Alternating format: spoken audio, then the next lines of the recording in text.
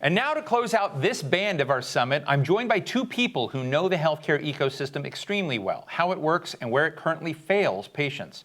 Anna Hyde is Vice President of Advocacy and Access with the Arthritis Foundation. And Dr. Samir Awsare, if I'm getting that right, Samir, you may have to help me, is Associate Executive Director of the Permanente Medical Group. So great to have you both with us. And we've been talking about, cost, access, how do we make this right? How do we, keep a high innovation system, but also keep affordability and access vital to the equation. So let me just start with you, Anna. As Congress, we're in this moment where people are focusing on healthcare, not just because of COVID, but all of the communities that are part of the system. What do you think most needs to change to get us to a fairer, more equitable, but a continually dynamic and innovative healthcare space? Well, first of all, thanks for having me. I really appreciate the opportunity. I think, something that we've been focused on for a long time, and I think this is true across the chronic disease community, is the importance of continuity of care, and really thinking about that from the lens of the patient. What does continuity of care mean to the patient, and what are the things that disrupt that continuity? In the past, it's been a range of things, and now those things are obviously really sort of magnified in this moment. We've been asking patients these questions forever, and we actually have a survey open right now asking folks what is disrupting their healthcare during this pandemic, and a lot of the things are related to fear, fear of leaving the house, fear of getting the virus. The ability to see a physician, whether that's online via telehealth or in person, what does that mean? And then access to medications. Certainly our population was impacted by the shortage with hydroxychloroquine earlier in the spring at the beginning of the pandemic. And so really it's just magnified a lot of issues and problems that have existed with our population for a long time. The economic impact too. And so that sort of circles back to the issue of cost and the need to lower healthcare costs. There is an abundance of research that shows that the higher the copays for patients, the more difficult and unlikely it is that they're going to be adherent to their medications. But we also know that the ability to stay adherent on your medication is critical to your sort of long-term health outcome. So what I would say the health system needs to do is to focus on those long-term needs and health outcomes and look at cost that way too. What is the long-term cost savings to a patient with a chronic disease, as opposed to looking at it from a 1-2 year budget window. And now that we have this sort of accelerated momentum around things like telehealth, virtual health generally, and value-based care, being able to sort of couple that with the needs of the patient and maintaining that continuity of care is the way forward. So I take it you're optimistic that we're going the right direction.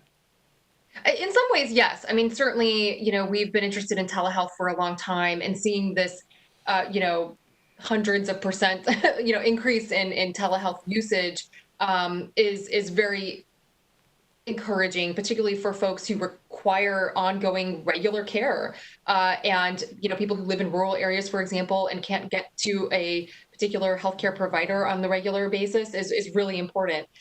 So in that sense, yes, very optimistic, and hoping that we can leverage on the political side to actually make some traction in some of these other areas that are really ripe for traction around value-based care.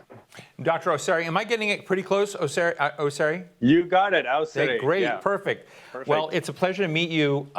Yes. I guess, in line with what I was just discussing with Anna, I have, 2 rules in life. I have a privilege of interviewing a lot of people on different things and a lot of public policy challenges. And I sort of ask myself, is gravity going to get us there and so you don't have to put much effort? Or do you actually have to try really hard to get the cost of care down?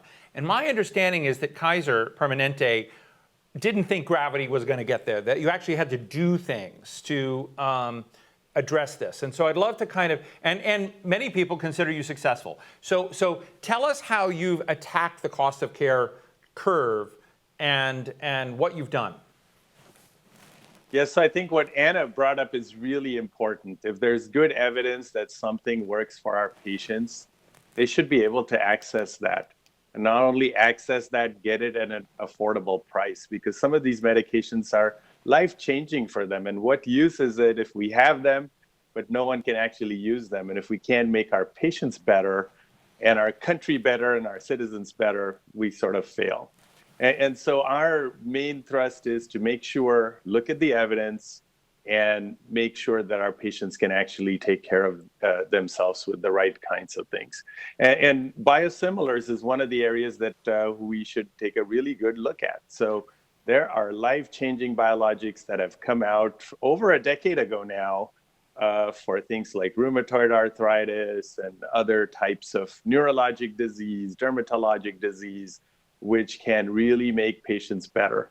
And our European cousins were a little ahead of us with this. They actually embrace biosimilars.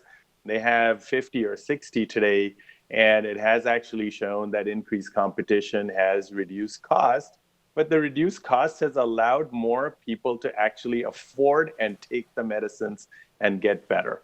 And we were a little behind than Europe for many different reasons, and we might get into that depending on what time we have available today.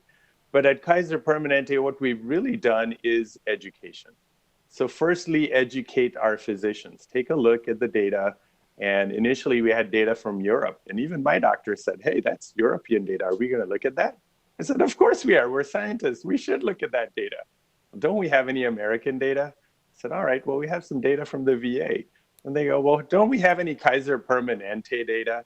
And so I think with biosimilars, what we had to do is start with the reference product and actually introduce the biosimilar for their patients. And they themselves had to actually see that these medications do work. And that really got them on board. So if the evidence is there to show that they work just as well, they're actually affordable for our patients, why would we not give them? And I know Anna will probably talk about from the patient perspective, but we also did spend a lot of time educating our patients because they're like, I'm doing fine on this product. Why do you want to change me? And it's actually having a conversation and talking to them that, this is something that's going to work just as well. It's going to cost you less. And if anything changes, we can always put you back on the original product. So it's very similar to brand name drugs and generics, which happened a while back. This really is the new frontier. And if you look at the RAND Corporation's estimates, that's about $150 billion that we could save for our healthcare system and make more people better. Well, Samir, I've talked to various players on both sides. I try to be friends with everybody, try the pharma firms, the bio firms, the generic firms, the biosimilar groups. But some people make an argument that it's the FDA, So my question to you is the FDA friend or foe in the biosimilar equation? Because a lot of folks, even in the pharmaceutical industry, say, it's not us. We're sharing data. We're, putting data out there. We're doing what we're obligated to do under our social contract on science, innovation, and cost, while also preserving their property rights. But they're saying, the FDA has been the slow party. Scott Gottlieb, when he was director, I have not interviewed the new director of the FDA, but when Scott was there, he actually put, a real effort into getting biosimilars pushed more. But I don't think, he moved a few, but not that many. So is FDA friend or foe? I think we're all in it together. Like you said, we talk to everyone, and I think the FDA has done a pretty good job. I would say 2 years ago, I was not as optimistic because there's only one biosimilar on the market, and then there were 3. But today I probably lost track. There may be 26 today that are approved by the FDA. But the part that you might be interested in is only 6 have made it to market. So what's going on there? And that's really not the FDA. The FDA is making sure that it's safe. And I actually commend them. Last year, they put together a very nice graphic for patients and physicians talking about biosimilars and their safety. Oh, Anna, we're right down near the end. I'm going to give you the last word on this. You are, neck deep in patient advocacy. You understand that world, just as Samir said. And, the big challenge of the day is COVID-19, and I'm worried about it. What are your insights in what we have to get right, both from a legislative perspective, but also in the provider perspective, to make sure that we get the accessibility, affordability, and, get patients dealt with? I mean, I'd love to just get your insights as that person who helps square it for those in need.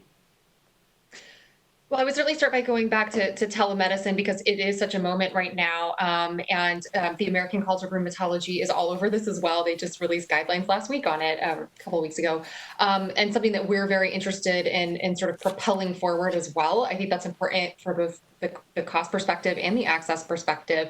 On medications, I would agree on a lot of what has already been said about biosimilars and opportunities around biosimilars and other therapies as well, that not even in the drug space, to both sort of allow for better coordinated care, but also increasing just general competition. There are legislative opportunities there. There are regulatory opportunities, and there are opportunities that payers and others in the healthcare system can take upon themselves. I would just, because it's just so interesting timing wise, we now have 3 biosimilars for the same reference product in rheumatology on market now. And so, people talk often about the law of 3 in fostering competition. And so I will be really interested to see what that does to the space and stay really close to policymakers and others to see if it's working. And if it's not, what do we need to do to make it work?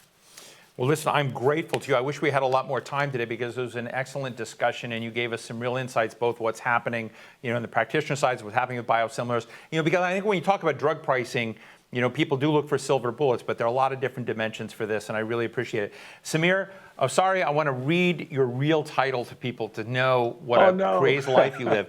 Samir Awsare is Associate Executive Director for Permanente Medical Group, in charge of pharmacy, adult and family medicine, mental health, risk-adjusted coding, revenue cycle, outside medical services, pain management, and the opioid initiative. So I think we can just have a whole show with you in each different segment at some point. And Anna Hyde is Vice President of Advocacy and Access at the Arthritis Foundation. It's a real pleasure having you both with us today. Thank you. Thank you for inviting us.